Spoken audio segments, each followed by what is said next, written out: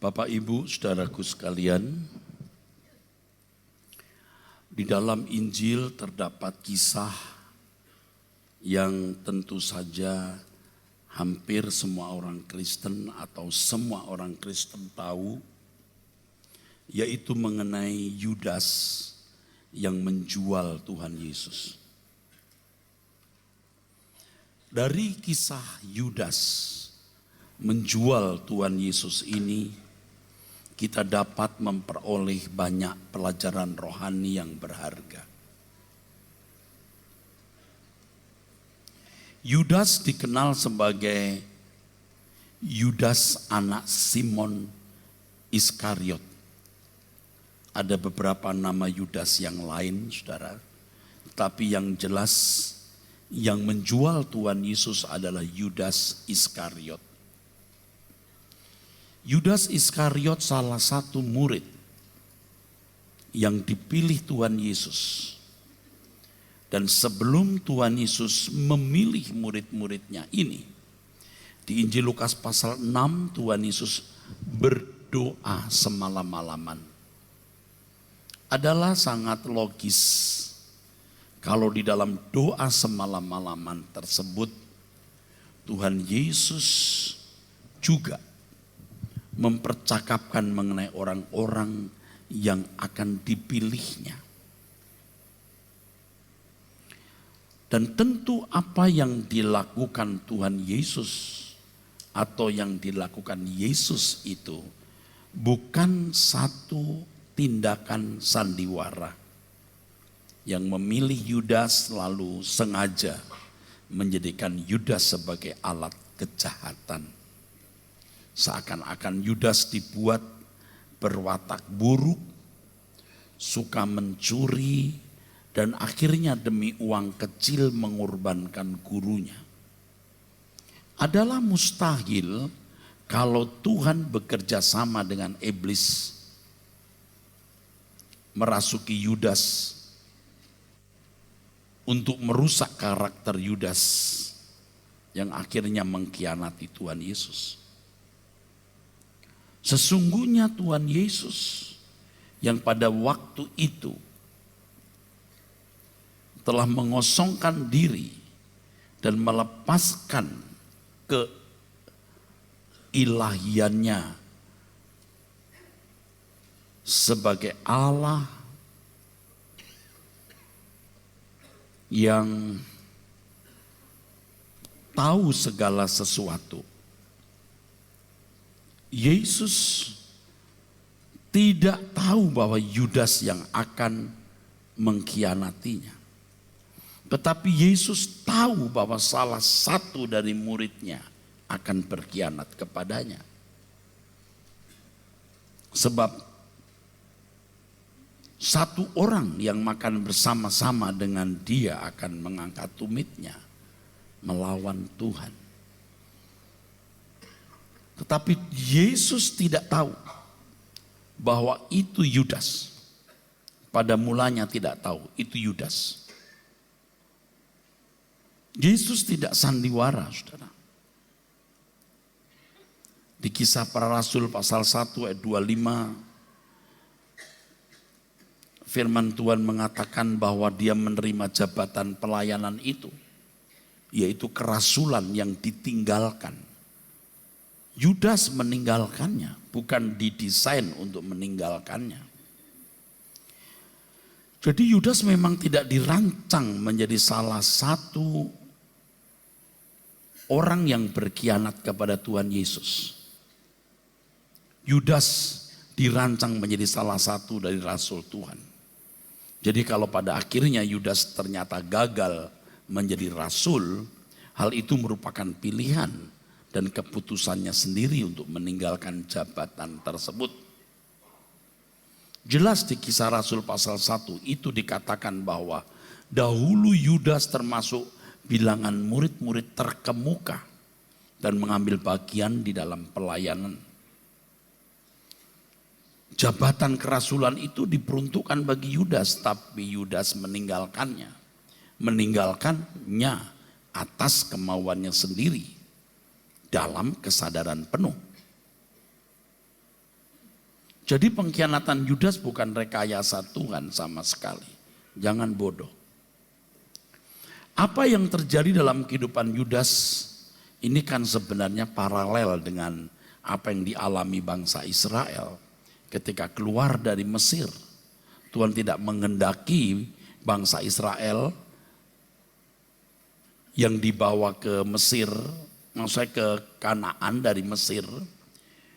Tuhan yang menghendaki bangsa Israel dari Mesir ke Kanaan, negeri yang berlimpah susu dan madu yang subur itu, gagal di padang gurun. Tuhan tidak menghendaki. Tuhan menghendaki bangsa Israel bisa sampai tanah Kanaan. Tuhan tidak menghendaki mereka semua tewas di padang gurun. Artinya yang keluar dari Mesir akhirnya tewas di padang gurun. Hanya sebagian saja, terutama yang lahir di sepanjang perjalanan. Tuhan tidak menghendaki kegagalan itu. Nah, dalam 1 Korintus pasal 10 ditunjukkan oleh Paulus bahwa kegagalan mereka mencapai Kanaan disebabkan karena mereka mengingini hal yang jahat, menyembah berhala, melakukan percabulan, mencobai Tuhan, bersungut-sungut. Pertanyaan yang muncul adalah mengapa Tuhan mengizinkan mereka mengalami pencobaan sehingga mereka jatuh dan akhirnya gagal memenuhi rencana Allah. Tentu sebelum sampai tanah Kanaan, mereka harus menjadi dewasa melalui berbagai ujian atau pencobaan. Yang pasti pencobaan-pencobaan itu tidak melampaui kekuatan mereka. Tapi kalau akhirnya mereka gagal itu bukan kesalahan Tuhan. Paulus mengatakan bahwa semua itu peristiwa kegagalan sebagian besar bangsa Israel. Sehingga dari Mesir mereka tidak sampai menjangkau tanah Kanaan itu menjadi pelajaran bagi kita.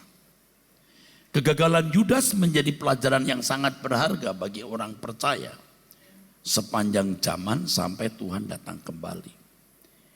Saya bahkan mulai curiga, saudara. Jangan-jangan watak buruk Yudas Iskariot ini memang mau diubah Tuhan dengan kepercayaan Tuhan kepada Yudas untuk memegang kas. Jadi bukan mau mendorong, joroke gitu, sengaja mendorong untuk supaya Yudas menjadi jahat. Pelajaran mahal yang kita bisa petik adalah orang yang dipilih Tuhan belum tentu tidak bisa gagal. Pilihan itu bukanlah pilihan untuk kepastian masuk surga. Tapi pilihan itu pilihan kesempatan. Tidak semua orang punya kesempatan seperti kita. Jadi saudaraku sekalian, Yudas tidak dirancang untuk binasa. Tetapi memang satu dari murid-murid Tuhan Yesus akan berkhianat. Jadi kalau dulu ada pendeta yang pernah mengatakan, dan ini pendeta cukup dikenal waktu itu, bahwa Yudas ini orang yang dikorbankan dalam rangka menggenapi rencana Allah. Sehingga Yudas diakui sebagai manusia yang terpilih untuk melengkapi karya keselamatan Allah. Maka patut kita berterima kasih kepadanya. Tidak disangka ada orang yang mengatakan bahwa orang percaya patut berterima kasih kepada Yudas atas karyanya. Bahkan kemudian ada pandangan Yudas tidak masuk neraka, saudara. Sebab dia dipakai Tuhan untuk menggenapi rencananya. Pemikiran-pemikiran ini salah dan menyesatkan. Pemikiran yang lain mengatakan bahwa Yudas memang dikorbankan untuk binasa demi keselamatan manusia. Kalau Yesus disebut sebagai juru selamat, maka Yudas disebut sebagai pemeran pembantu utama. Ini sudah kayak film aja, saudaraku. Memang ada ayat dalam perjanjian baru yang mengatakan bahwa Yudas terpilih untuk menjadi pengkhianat. Misalnya di Yohanes 6 ayat 70 sampai 71. Jawab Yesus kepada mereka, bukankah aku sendiri yang telah memilih kamu yang 12 ini, namun seorang di antaramu adalah iblis. Titik. Lalu kalimat berikutnya, yang dimaksudkannya ialah Yudas anak Simon Iskariot, sebab dialah yang akan menyerahkan Yesus. Dia seorang di antara ke-12 murid itu. Perlu saudara ketahui bahwa Injil Yohanes ditulis tahun 90. Itu sekitar 60 tahun setelah peristiwa itu. Bayangkan, sekitar 55, 57 sampai 60 tahun. Jadi peristiwa itu sudah terjadi. Peristiwa itu sudah berlangsung. Ketika Tuhan mengatakan, lalu penulis Injil menambahkan, itu loh yang dimaksudkan Yudas. Tetapi ketika Tuhan Yesus mengatakan bahwa seorang di antaramu iblis, pada waktu itu Yesus tentu tidak tahu. Ia tidak maha tahu karena mengosongkan diri. Harus diperhatikan dengan teliti bahwa dalam pernyataan Yesus mengenai adanya iblis di antara mereka, Yesus tidak menyebut siapa pengkhianat itu. Yesus tidak menunjuk Yudas akan menjadi pengkhianat. Ketika Tuhan Yesus mengatakan hal tersebut, Yudas belum terbukti sebagai pengkhianat. Kalau Tuhan Yesus mengatakan bahwa salah satu dari muridnya ada yang akan menjadi iblis, yaitu memang dinubuatkan oleh Alkitab di Mazmur pasal 41 ayat 10.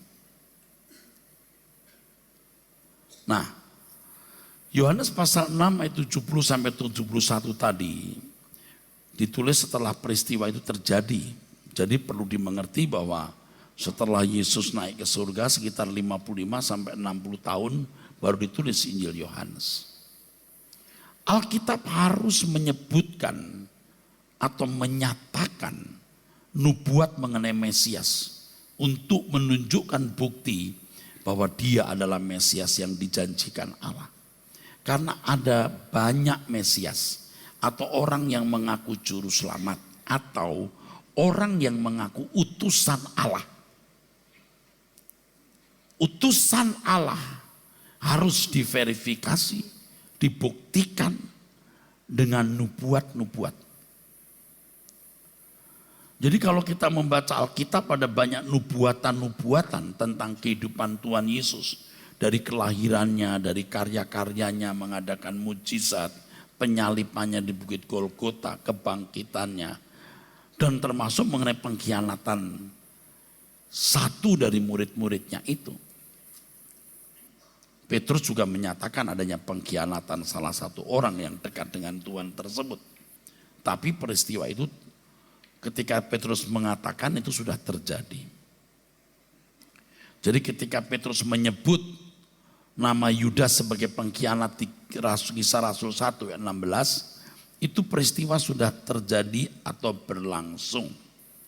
Salah satu murid itu tidak harus Yudas. Bahkan Petrus pun punya possibility yang tinggi. Sebab justru Petrus yang pernah disebut nyah iblis. Jadi kenyataan adanya penyesatan ini tidak bisa dihindari, saudaraku. Sebab kalau Tuhan menentukan siapa orangnya, itu yang bertentangan dengan hakikat Tuhan. Penyesatan pasti ada, tidak bisa tidak. Termasuk diantaranya adalah salah satu dari murid Tuhan Yesus, mesti ada. Tidak bisa tidak. Dan sebenarnya di balik ini kita tidak tahu apa yang terjadi di alam atau hukum atau tatanan roh. Suatu hari kita akan tanya kalau dijawab, mengapa harus satu dari antara 12 murid? Kenapa enggak satu dari para imam? Yang ini tidak akan bisa terjawab. Seperti kemarin saya ceramah atau seminar mengenai mengapa mesti bangsa Israel. Akhirnya tidak akan bisa dijawab. Nah, sebatas yang kita mampu untuk memahami ya kita pahami. Di luar batas kemampuan kita ya, kita hanya menerima. Ini pertaruhan yang mahal sekali. Bukan hanya bagi kita, juga bagi Allah, bagi Tuhan. Allah tidak pernah mengupayakan kebinasaan. Tetapi adanya satu dari 12 itu sudah tentu dalam teropongan Tuhan sebelum kejadian itu berlangsung. Terkait dengan kehidupan Yudas, ada ayat lain dalam Alkitab yang mengesankan bahwa Yudas memang ditentukan untuk dibinasakan.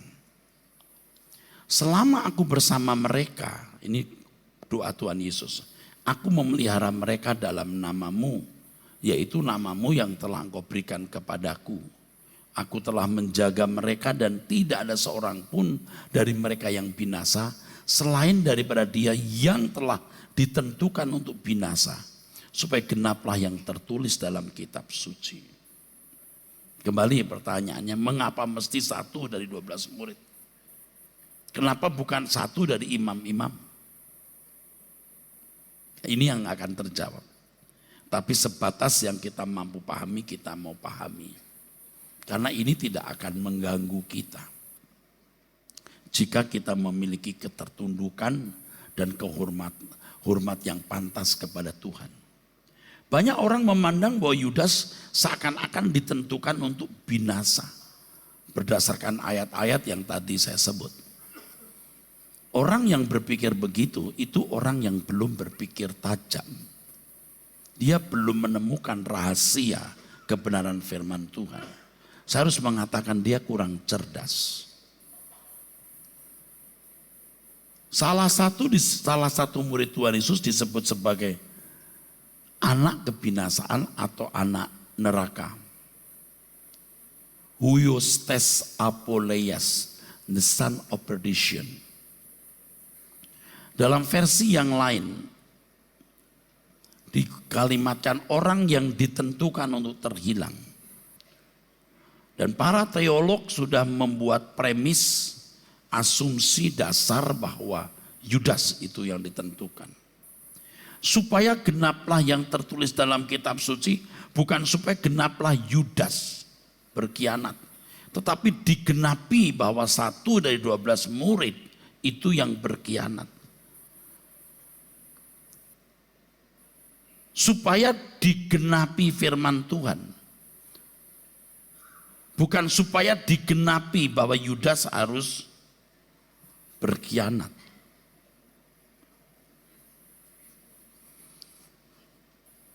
Sebenarnya tidak menutup kemungkinan salah satu dari murid lain juga berkhianat. Karena di Yohanes pasal 6 ayat 66 sampai 67 banyak murid-murid mengundurkan diri dan tidak lagi mengikut dia. Tuhan Yesus pun membuka kemungkinan atau memberi peluang kepada orang dekatnya untuk meninggalkan dia. Ketika di Yohanes pasal 6 ayat 66-67 orang-orang meninggalkan Tuhan Yesus, Tuhan bertanya kepada murid-muridnya, apakah kamu tidak mau pergi juga? Dari catatan ini jelas bahwa dibuka kemungkinan salah satu muridnya dapat berkhianat kepadanya. Namun ternyata Yudaslah yang berkhianat. Berkenaan dengan ini digenapi pula apa yang tertulis dalam Alkitab. Mereka menerima 30 uang perak, yaitu harga yang ditetapkan untuk seorang menurut penilaian yang berlaku di antara orang Israel. Nubuat yang digenapi mengokohkan fakta bahwa Yesus putra Maria adalah Mesias. Tidak ada juru selamat di luar orang Yahudi.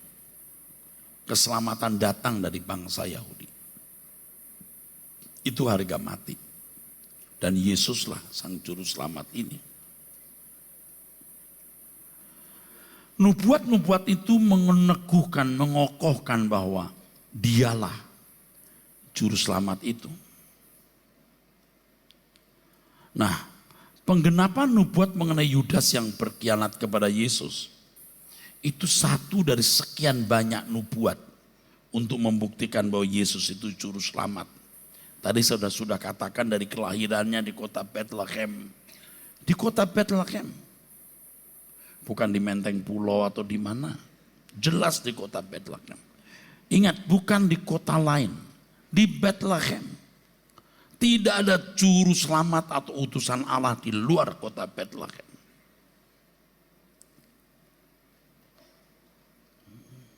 Hal terpenting bukanlah penunjukan tempat di mana ia dilahirkan, tapi pembuktiannya. Dan saudara kalau baca Alkitab, imam-imam pun juga tahu bahwa Yesus lahir di Bethlehem. Tapi mereka tidak merasa berkepentingan datang ke sana atau karena takut Herodes pada waktu itu. Tuhan Yesus mengendarai keledai masuk kota Yerusalem. Banyak lagi. Oleh sebab itu kita tidak boleh menganggap nubuat itu sebagai dekrit atau penetapan. Nubuat sebagai konfirmasi atau pembuktian kebenaran Allah yang pasti dikenapi. Atau nubuat Allah yang pasti dipenuhi.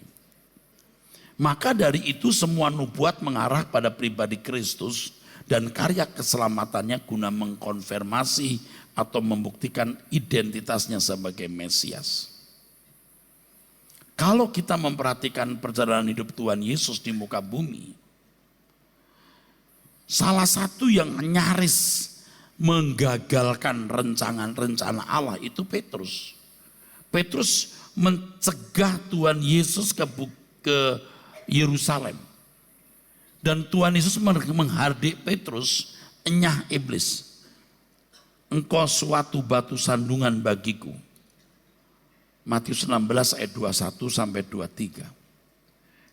Petrus dihardik sebagai iblis. Tuhan berkata, satu di antara kamu iblis. Justru Petrus punya possibility jadi pengkhianat.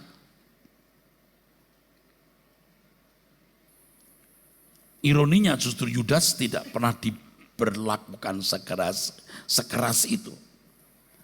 Yudas tidak pernah diperlakukan Tuhan sekeras itu. Petrus malahan.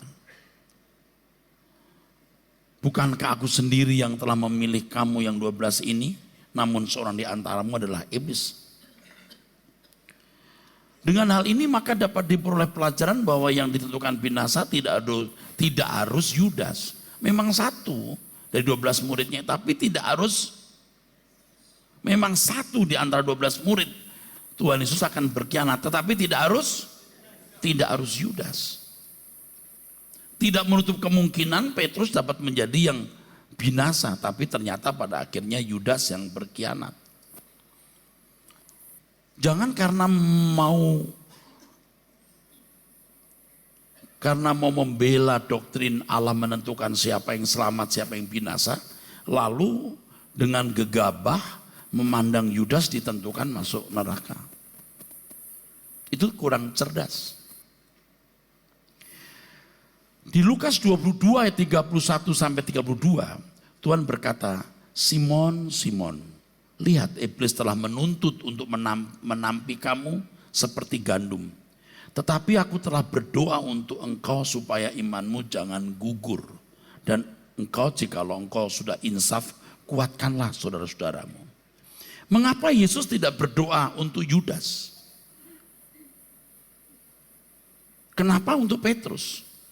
Karena pada waktu itu Yudas sudah terbukti bahwa dia pengkhianat.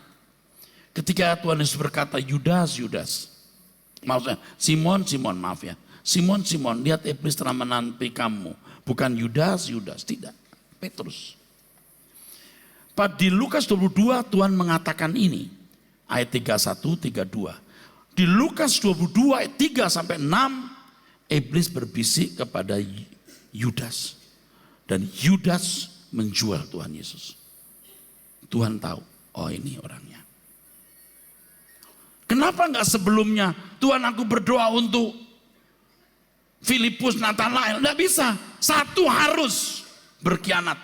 Dan Tuhan Yesus tunduk kepada nubuat itu. Cuman dia tidak tahu siapa. Begitu ketahuan Yudas, Petrus, aku berdoa untuk kamu.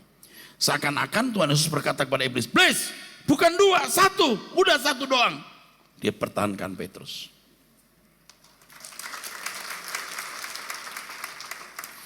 Bapak satu loh, Bapak enggak dua loh. Maka dia berdoa untuk Petrus.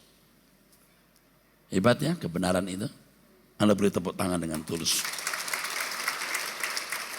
Yesus tidak mungkin berdoa meminta sesuatu yang tidak sesuai dengan kehendak dan rencana Bapa. Kalau memang sudah dinubuatkan bahwa salah satu dari murid Yesus akan berkhianat, maka Yesus tidak akan meminta agar semua selamat. Tidak mungkin.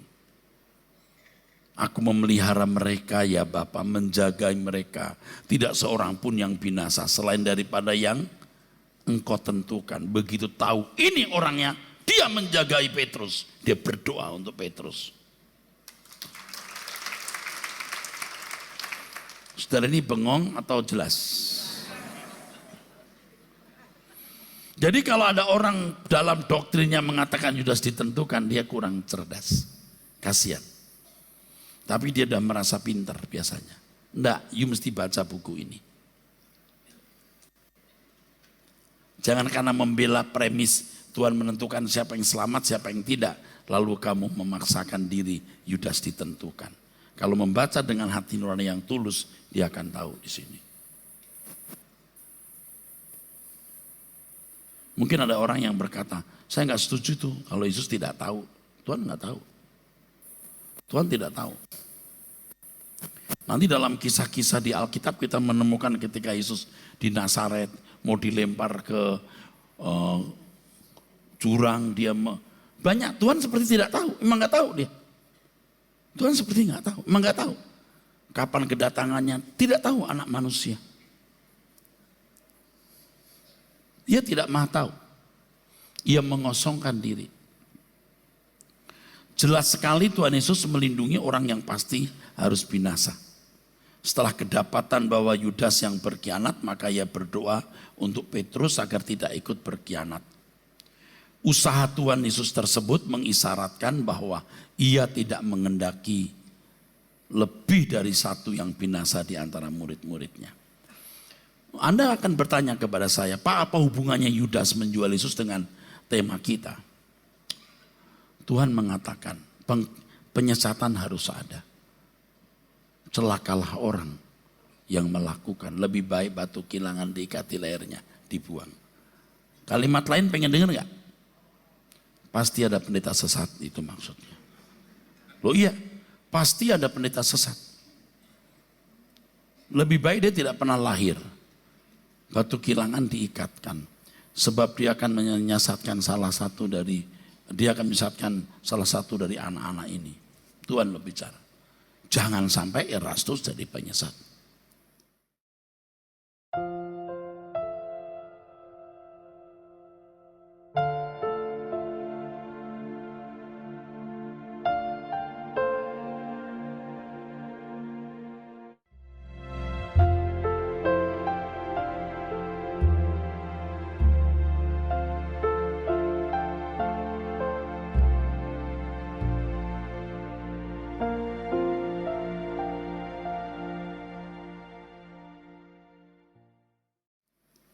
Sebab yang mengerikan adalah Tuhan itu seakan-akan diam.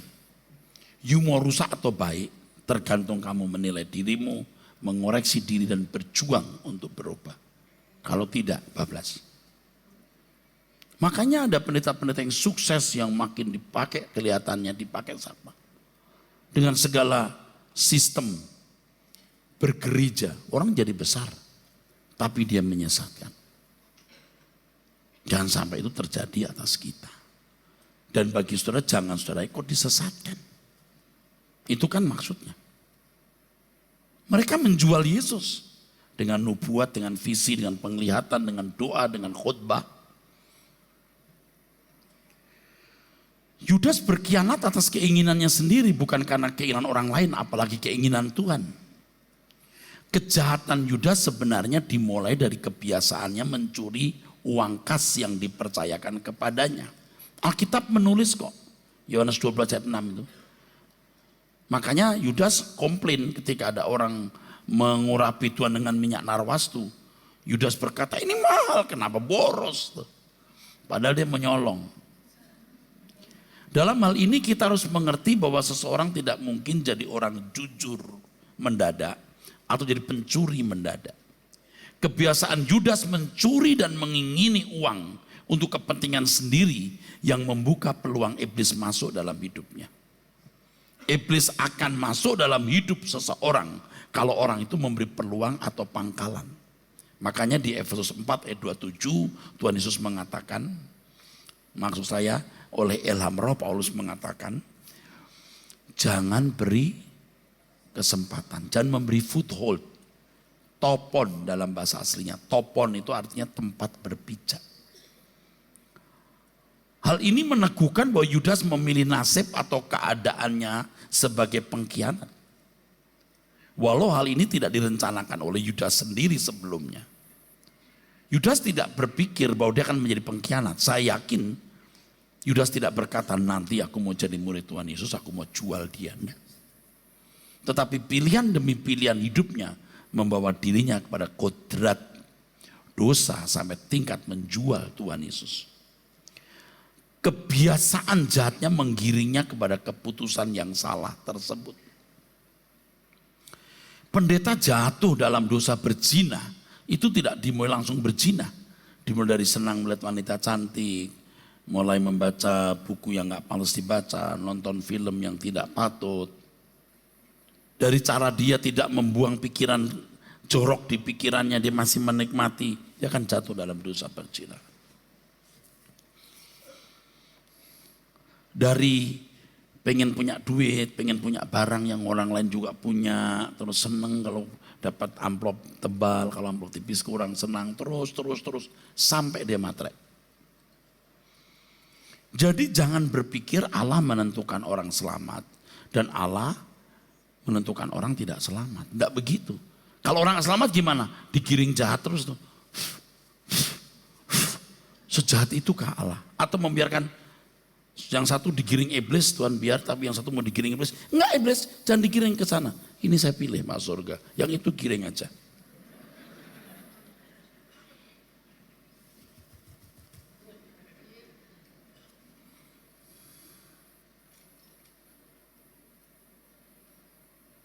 Dalam beberapa ayat Alkitab menunjukkan Yudas dimasuki oleh iblis. Di Lukas 22 ayat 3, Yohanes 13:27. Tidak mungkin iblis diizinkan oleh Tuhan masuk dalam diri Yudas tanpa alasan sebelumnya. Enggak mungkin Tuhan berkata, iblis mau masuk terus. Tuhan bilang, oke, boleh masuk aja, masuk. Memang ditentukan dia. Petrus, jangan. Oke.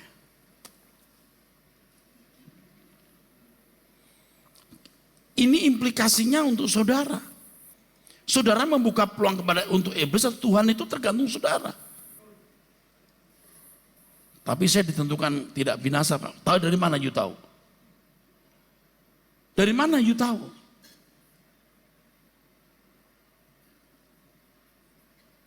Ya saya Kristen. Apa kebetulan kamu jadi anaknya Pak David? David Wijaya, namamu jadi Markus Wijaya. Ternyata kamu maklar kasus.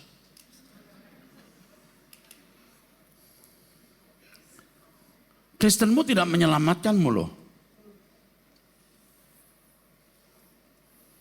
Memang Yudas sudah terbiasa bermain-main dengan iblis melalui ketidakjujurannya. Yohanes 12 ayat 6, Yohanes 13 ayat 2. Langkah-langkah panjang Yudas inilah yang membawa Yudas kepada keputusan tragisnya, yaitu menjual Tuhan Yesus kepada imam-imam kepala.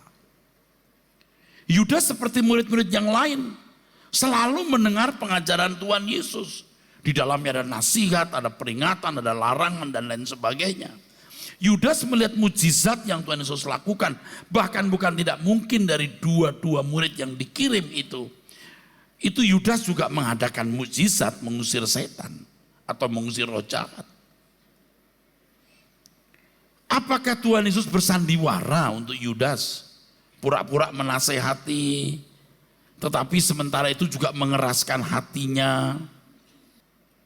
Ini kebenaran firman loh, di akhir zaman harus dibuka. Kesalahan gereja ratusan tahun harus ditelanjangi. Bukan mau diperangi, diluruskan. Kita nggak mau ngajak perang. Kalau tidak mau ya sudah, tapi yang mau ayo. Karena ini punya implikasi yang penting. Tahu nggak teologi yang mengajarkan satu ditetapkan yang lain tidak? Ini Eropa. Lihat Eropa jadi apa hari ini. Fakta. Tidak menyelamatkan Eropa. Tidak mewarnai sama sekali. Dikunci mati dengan premis yang salah itu. Jadi Yudas memang selalu mendengar pengajaran Tuhan Yesus. Tetapi hatinya sudah tertambat ke uang. Mata hatinya telah dibutakan oleh hasratnya terhadap keinginan materi tersebut. Tuhan Yesus berkata di Lukas 16 ayat 11. Jadi jikalau kamu tidak setia dalam hal mamon yang tidak jujur, siapakah yang akan mempercayakan kepadamu harta yang sesungguhnya? Siapa? Tuhan, ini kalau saya bedah ayat ini artinya juga begini. Kalau kamu soal uang sudah salah, siapa yang mempercayakan kamu kebenaran? Harta yang sesungguhnya itu alitenon, kebenaran dalam bahasa aslinya.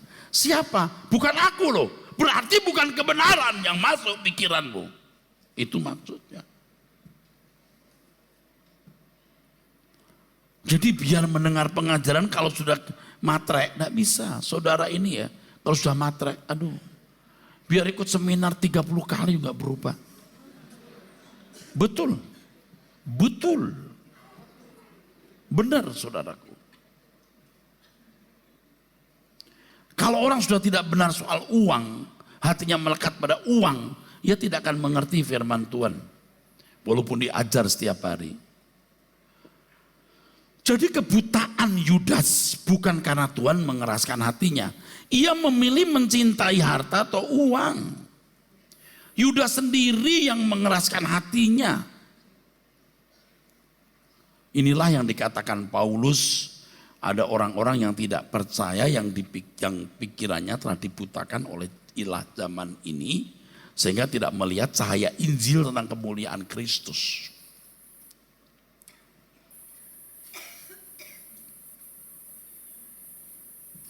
Maka ya saudara, kalau saudara mau bertumbuh dalam Tuhan secara benar, mau menjadi anak Allah yang layak menjadi anggota keluarga kerajaan surga.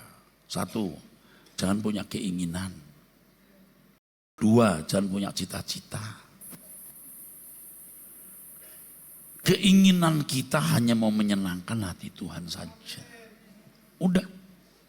Kalau sekolah, kuliah, bisnis, kerja, ngurus rumah tangga, semua hanya untuk kesenangan Tuhan. Masalah-masalah besar berat bagaimanapun dalam hidup kita, ternyata sarana Tuhan mengubah kita. Kita bersyukur. Injil itu kuasa Allah yang menyelamatkan, tapi kalau mata hati orang sudah tertutup terhadap Injil, ya percuma. Firman Allah tidak akan pulang dengan sia-sia. Tapi kalau yang mendengar tidak mengerti karena hatinya dipenuhi oleh percintaan dunia, bukan salah firman itu. Firman tidak pernah gagal. Tetapi kalau ada orang gagal, itu karena kesalahan orang tersebut, termasuk Yudas.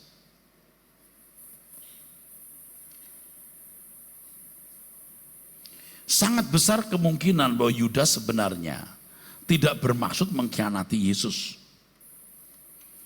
Guru yang menjadi tumpuan harapan hidupnya itu, kalau dia menjual Yesus dengan harga 30 keping perak itu, dia mati langka, mati pangan, mati rezeki. Sebab kalau ia bersama-sama dengan gurunya, ia punya keuntungan. Kalau gurunya tidak bersama-sama dengan dirinya, itu berarti sebuah kerugian besar. Karena selama bersama gurunya, Yudas memperoleh penghasilan lebih dari murid-murid lain. Sebab Yudas dipercayai memegang kas yang dia curi itu loh. Setiap kali dia curi. Mungkin tidak banyak, tapi ya lama-lama jadi bukit. Sedikit-sedikit, lama-lama jadi bukit. Selain memperoleh keuntungan materi, Yudas juga dapat eksis sebagai murid terkemuka. Siapa yang mau mengkhianati gurunya itu? Ia tidak sungguh-sungguh sebenarnya mau menjual Yesus guna membunuh dan menyingkirkannya. Ia tidak bermaksud sungguh-sungguh mau menjual Yesus dan untuk membunuh dan menyingkirkannya. Tetapi kemungkinan ia ingin menambah jumlah penghasilannya dan lebih eksis. Jumlah penghasilan lebih banyak dan dia lebih eksis. Kenapa? Dia seperti murid-murid yang lain. Seperti murid-murid Yesus yang lain, ia juga berpengharapan suatu hari Yesus menjadi raja seperti Herodes atau Kaisar Roma, raja duniawi. Konsep Mesias yang menjadi raja versi dunia itu pada umumnya menguasai pikiran masyarakat Yahudi termasuk murid-muridnya. Maka murid-murid Tuhan kan pernah bertengkar di Matius 18, Lukas 9. Siapa yang lebih besar? Siapa yang terbesar di antara mereka dalam kedudukan di kerajaan di mana Yesus menjadi rajanya. Sampai Ibu Zebedius pun ditarik karena Ibu Zebedius masih memiliki hubungan darah dengan Maria. Jadi nepotisme. Ya nanti tolonglah ponakan-ponakan kau itu nanti jadi orang sebelah kanan kirimu. Ya tante, soal dulu di sebelah kanan kiriku kan bapak yang menentukan. Tapi ngerti enggak bahwa untuk duduk di sebelah kanan kiriku harus minum cawan yang ku minum. Nah itu, waktu itu. Yudas sebenarnya tidak membidik 30 keping perak. Sebab jumlah tersebut sangat kecil. Saya tentu menyelidiki nilai 30 keping perak dari berbagai sumber. Ada yang menilai sekian ratus ribu dan itu terlalu berlebihan. Yang benar ini, bahwa keping perak yang dimaksud adalah tetradrachm. Tetradrachm, suatu media transaksi yang bernilai beberapa bulan. Kemungkinan besar 30 keping perak itu 4 bulan gaji untuk kehidupan wajar pada umumnya. Ini kemungkinan. Dan ini kemungkinan yang paling tepat. 4 bulan gaji dengan nilai uang pada waktu itu sudah cukup bisa membeli sebidang tanah untuk kuburan. Mengerti saudara? Itu paling tepat. Tanah itu pun akhirnya tidak dinikmati selain darahnya yang tertumpah atasnya. Usaha Yudas menjual Yesus adalah untuk speed up. Ngerti speed up? Mempercepat ambisi Yudas dan ambisi banyak orang untuk menjadikan Yesus raja versi mereka. Raja duniawi demi kepentingan duniawi pula. Jadi kan kalau orang belajar silat, teman-temannya tahu dia jago silat, dia suruh berkelahi, bilang enggak saya nggak berkelahi. Oh didorong-dorong akhirnya ditabrak kayak gitu loh, tahu? Gitu, supaya dia berkelahi. Ngerti saudara? Itu yang kita lakukan dulu. Kalau nggak mau berkelahi, sengaja didorong, ditabrak-tabrakan gitu, berkelahi akhirnya. Dengan membawa Yesus pada situasi terancam, yaitu dengan dijual kepada musuh-musuhnya, atau orang yang memusuhi Yesus maksudnya. Maka Yesus dapat menunjukkan keperkasaan yang masyarakat sudah saksikan dalam membuat berbagai mukjizat dan tanda-tanda ajaib. Dalam keadaan krisis dan kritis, Yudas berharap Yesus unjuk keperkasaannya. Mereka berharap Yesus akan menjadi pemimpin bangsa Yahudi, memberontak melawan kekaisaran Roma. Yudas sendiri sangat mungkin berasal dari kelompok orang Yahudi garis keras yang memberontak melawan Roma yang disebut orang-orang Zelot. Yudas mengharapkan Yesus menjadi Mesias seperti Daud yang perkasa, yang dapat mengantar bangsanya kepada zaman keemasan dan kejayaan. Yudas juga seperti Petrus dan murid-murid lain, tidak ingin Yesus kalah dan takluk kepada pemerintah Roma. Tetapi kenyataan yang disaksikan ternyata mereka melihat Yesus tidak seperti yang diharapkan. Yesus dikalahkan secara fisik oleh kekuatan Roma dan dijatuhi hukuman mati. Dan ini mengecewakan Yudas. Sehingga ia berniat mengembalikan uang 30 keping perak kepada imam-imam kepala dan tua-tua bangsa Yahudi di Matius pasal 27 ayat 5. Tetapi para imam-imam kepala dan tua-tua Yahudi tidak mau menerima. Ini membuat Yudas frustasi lalu membuang uang tersebut depan mereka. Aku menyerahkan darah orang yang tidak bersalah. Emangnya kemarin kamu nggak tahu? Dia tahu, tapi kan tidak saya maksudkan akan dibunuh. Pelajaran mahal yang dapat dipetik dari peristiwa ini adalah sikap yang salah terhadap maksud keselamatan yang dibawa oleh Tuhan, yang bisa melahirkan motivasi pelayanan dan segala tindakan yang salah. Kalau seandainya Yudas mengerti maksud keselamatan yang dibawa oleh Yesus, ia tidak akan menjual Yesus dan main api yang akhirnya membinasakan dirinya. Ambisi Yudas memperoleh kekayaan atau uang lebih besar, kedudukan dan kehormatan di bumi ini dengan menggunakan fasilitas Yesus, itu langkah bodoh yang membinasakan, yang membuat ia menjual Yesus. Kalau Yesus jadi raja, maka dia akan menjadi menteri keuangan. Pasti uangnya lebih besar. Dia bendahara kerajaan, saudara. Yang tadinya cuma uang receh, sekarang kepingan emas. Dan itu mimpi.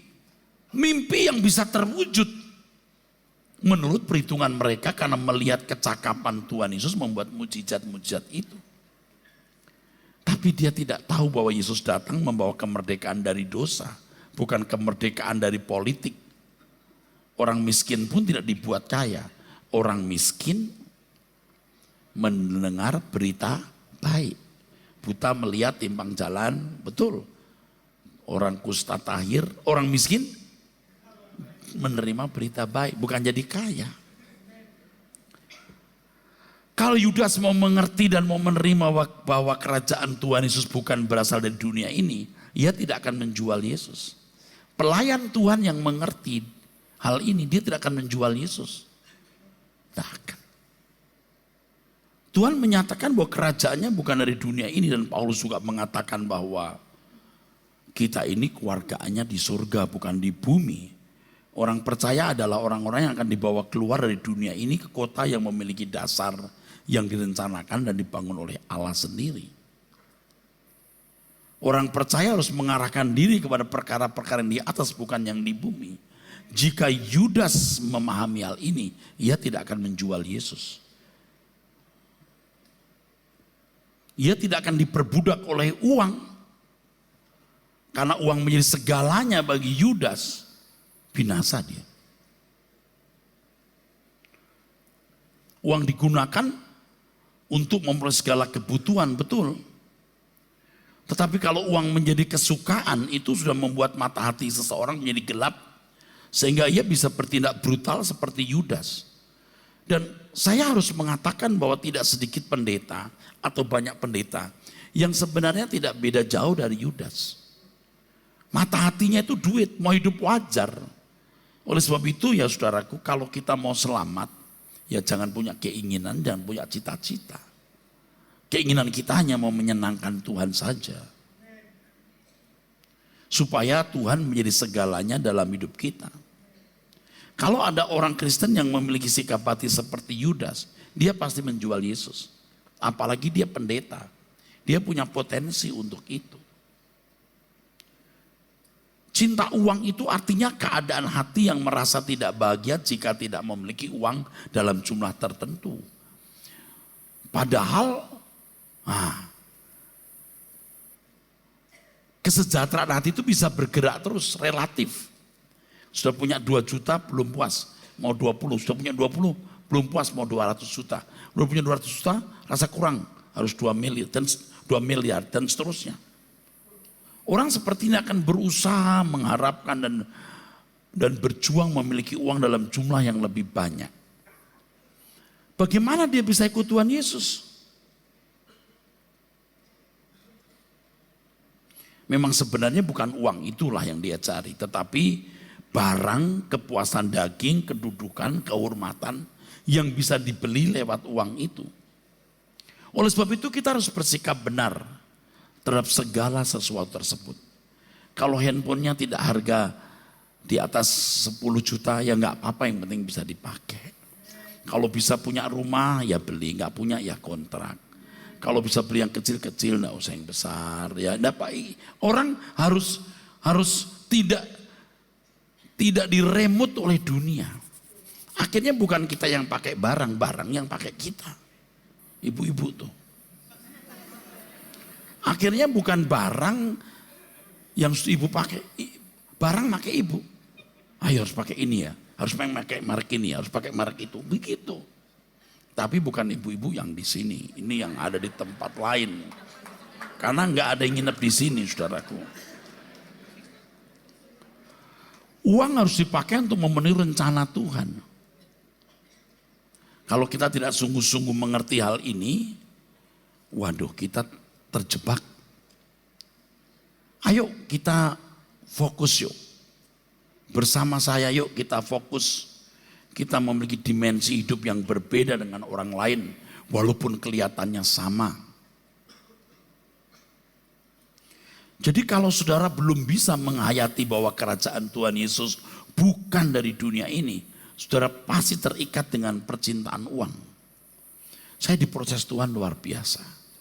Dan saya tidak bisa ungkapkan ini kepada semua orang. Pokoknya luar biasa.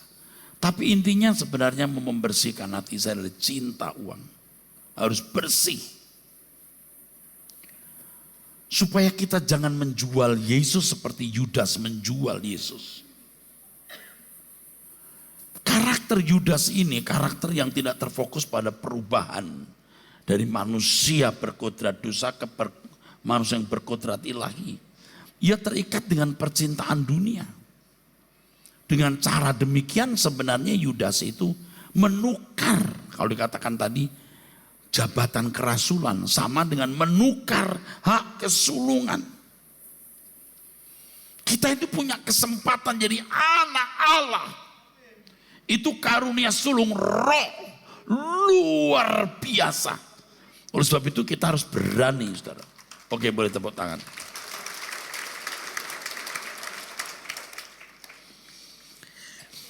Hak kesulungan artinya hak yang dimiliki orang percaya di mana di dalamnya terdapat kuasa sehingga orang percaya dapat berkeadaan sebagai anak-anak Allah, berkodrat ilahi atau mengambil bagian dalam kekudusan Allah. Tapi begitu orang tertarik kepada uang, maka karunia sulung roh ini ten amarkento pneumatos. Ten apartento pneumatos. Saudara buang. Saudara mungkin berkata, mosok begitu Pak. Kompromi dikit lah Pak, enggak bisa. You tidak bisa pilih dunia sekaligus surga. You tidak bisa kaya di surga juga kaya di bumi. You harus pilih salah satu. Mau kaya di surga atau kaya di bumi. Ini bukan berarti saudara harus menjadi miskin di bumi. Saudara punya kekayaan tapi saudara tidak mengakui itu kekayaan saudara. Itu milik Tuhan. Sehingga saudara menjadi miskin. Amin gak? Saudara rela berbuat apapun demi pekerjaan Tuhan. Orang bisa bangun rumah miliaran. Tapi untuk kepentingan gereja. Dia cuma kasih sekian ratus juta atau sekian puluh juta. Saya nggak bisa ngerti. Berarti dia belum matang. Dia belum matang. Dia belum matang. Saya mengerti ada di antara saudara yang kekurangan. Jangankan memberi uang belasan juta. Ratus ribu juga nggak punya Pak. Oke, saudara nggak dituntut untuk itu. Tetapi yang dipercayai Tuhan dengan materi, Anda itu punya tanggung jawab yang besar. Jangan sia-siakan hak kesulunganmu. Jangan menyanyiakannya, saudaraku sekalian. Pokoknya jangan punya keinginan dan punya cita-cita. Jangan bangga dengan barang bagus. Pakai barang bagus nggak salah. Kalau sudah mulai bangga dan merasa itu nilai diri saudara, celaka saudara. Celaka. Harus ekstrim fanatik yang benar. Kalau saudara kumpulannya ke kalangan pejabat, ya pakai pakaian yang pantas, mobil yang bagus. Dasarnya bukan karena mau nilai diri atau mau prestis, tapi kepantasan. Jadi antara kepantasan dan kebutuhan atau kepatutan itu dan keinginan itu tipis batasnya. Ini keinginanmu atau memang kepantasanmu atau kebutuhanmu. Kalau keinginanmu, kamu gak akan pernah puas punya ini, pengen punya berikut, udah punya berikut, pengen punya yang lain. Jangan menjual Yesus seperti Yudas Jadi intinya mengapa orang bisa menjual Yesus, karena tidak menyadari bahwa kerajaan Tuhan bukan dari dunia ini. Ia tidak menyadari bahwa mestinya asal dan makanan pakaian cukup. Ia tidak bersedia seperti Tuhan Yesus. Serigala mempunyai liang, burung mempunyai sarang, anak manusia tidak punya tempat untuk meletakkan kepalanya. Saya memikirkan dengan serius. Sebenarnya jemaat yang baik, jemaat yang hanya mau bertanya begini, Pak Pendeta, tunjukkan bagaimana kehidupan Yesus yang harus kuikuti. Jemaat yang baik ke gereja hanya mau bertanya, Pak Pendeta, tunjukkan bagaimana kehidupan Yesus yang harus saya tahu dan saya ikuti. Soal yang lain tidak penting. Amin.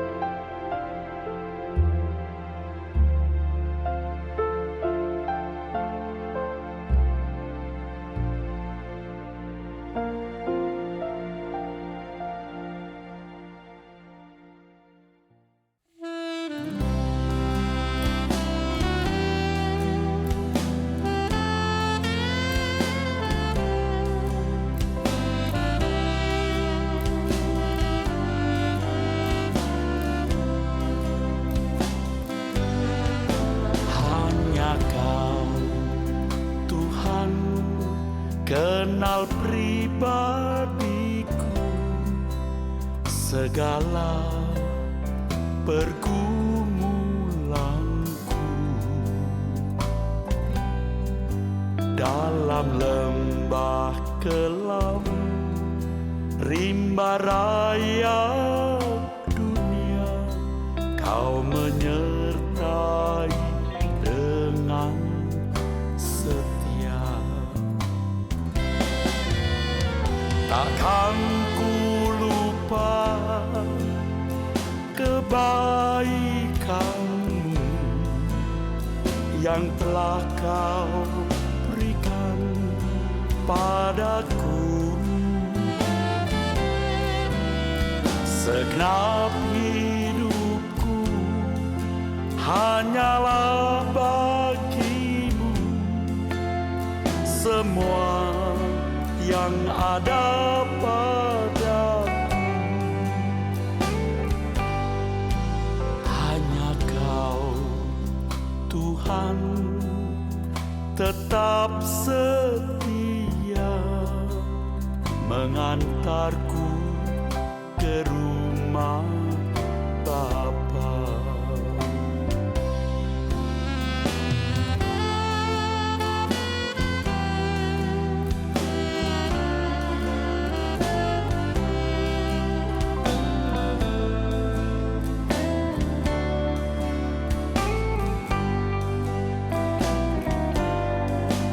Hanya Kau, Tuhan, kenal pribadiku, segala pergumulanku. Dalam lembah kelam, rimba raya dunia, Kau menyertai dengan setia. Takkan ku lupa kebaikan-Mu yang telah Kau berikan padaku. Segenap hidupku hanyalah bagi-Mu, semua yang ada padaku.